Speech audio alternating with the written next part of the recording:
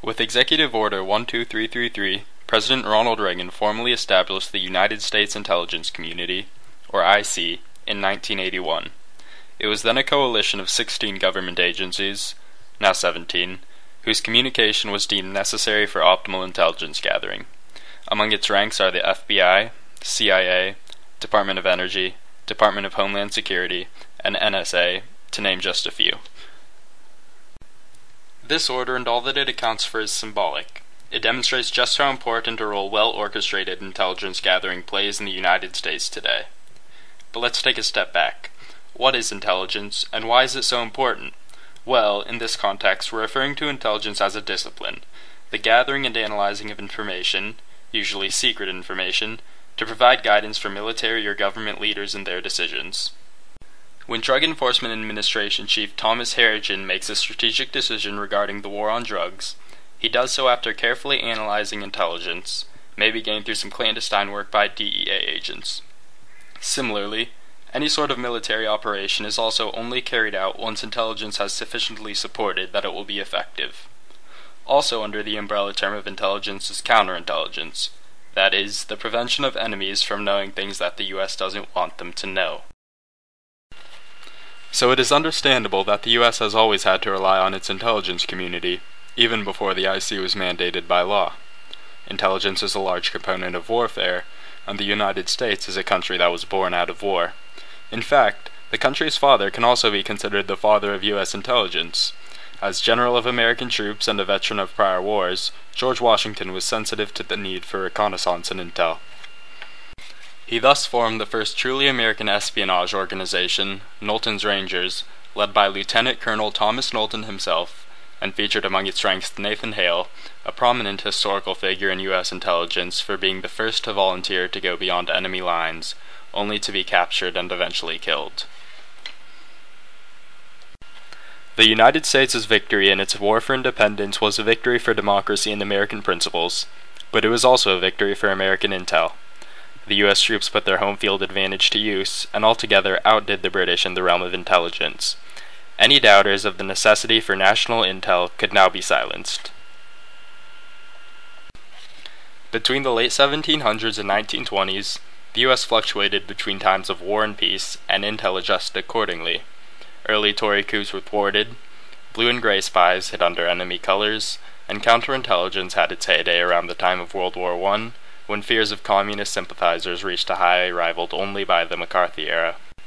Interestingly, though, no real body of government focused on intelligence was formed.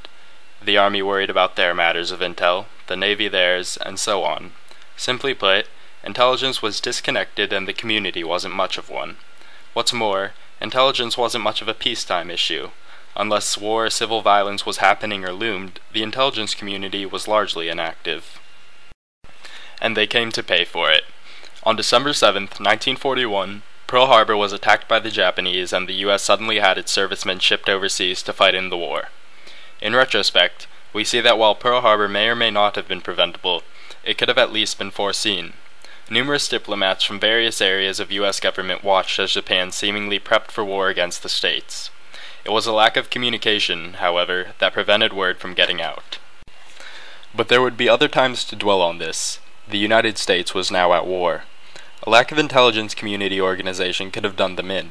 Luckily, the U.S. was sided with experts in the field, particularly the Brits. One especially brilliant one, by the name of Alan Turing, can be credited for shortening the war by about 2 years. He created the bomb, an electromagnetic device that could crack the German Enigma code. The British shared their bomb prototypes with the U.S., and they were put to good use, but the bomb was a real wake-up call. The U.S. now had tangible evidence that other, more organized intel communities were superior to its own. What's more, most major factors in the war had at least some establishment for their intel, and the U.S. was comparatively crude in this respect. Today is Victory in Europe Day. Tomorrow will also be Victory in Europe Day. The war ended, but memories of Pearl Harbor remained, and the higher-ups in the military knew that reform was needed, especially with the onset of the Cold War. President Harry Truman, a war vet like Washington, knew as well as anyone. He therefore signed the National Security Act of 1947. This was huge.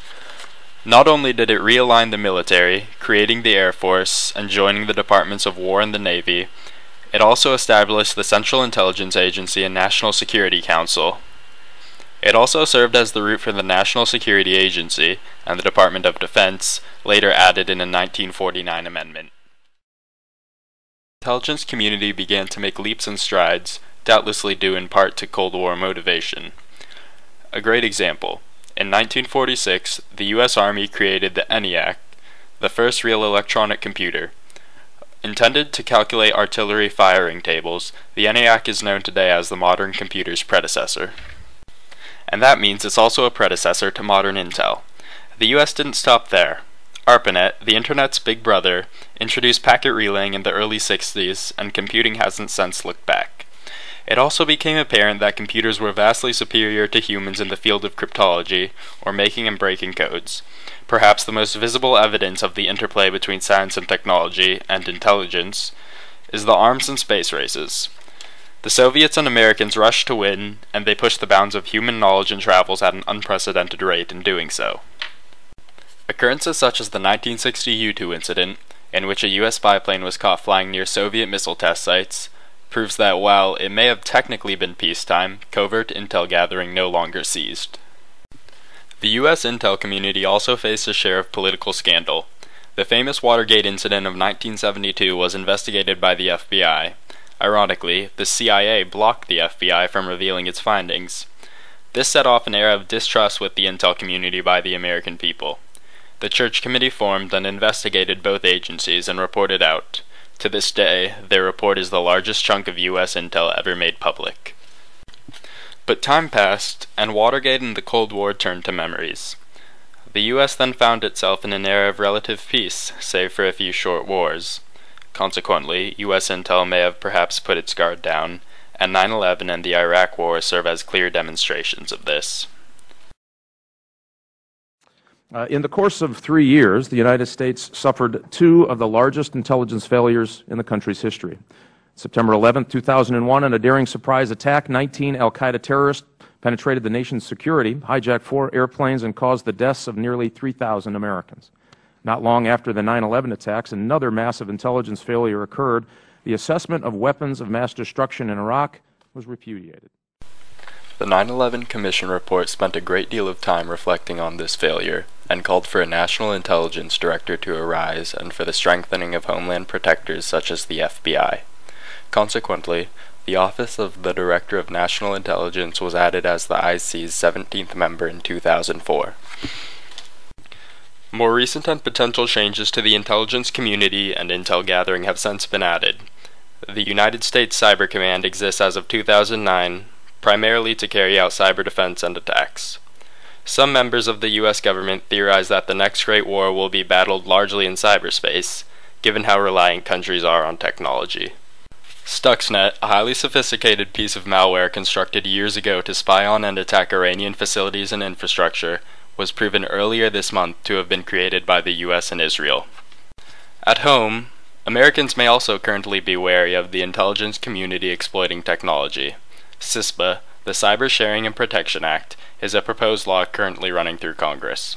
If passed, it would allow the government to demand information from sites such as Facebook in order to ensure network security. Bills such as this one have raised ethical questions regarding whether the IC ought to draw the line. There is no telling in which direction technology will pull intelligence. There is no telling whether it will take another Pearl Harbor or 9/11 for the U.S. to review its intelligence community. Frankly, there's no telling what the IC is doing even right now. Amidst all this uncertainty, however, a constant is sure. So long as the security of the nation continues to be a priority, the intelligence community and its cloaked presence shall remain.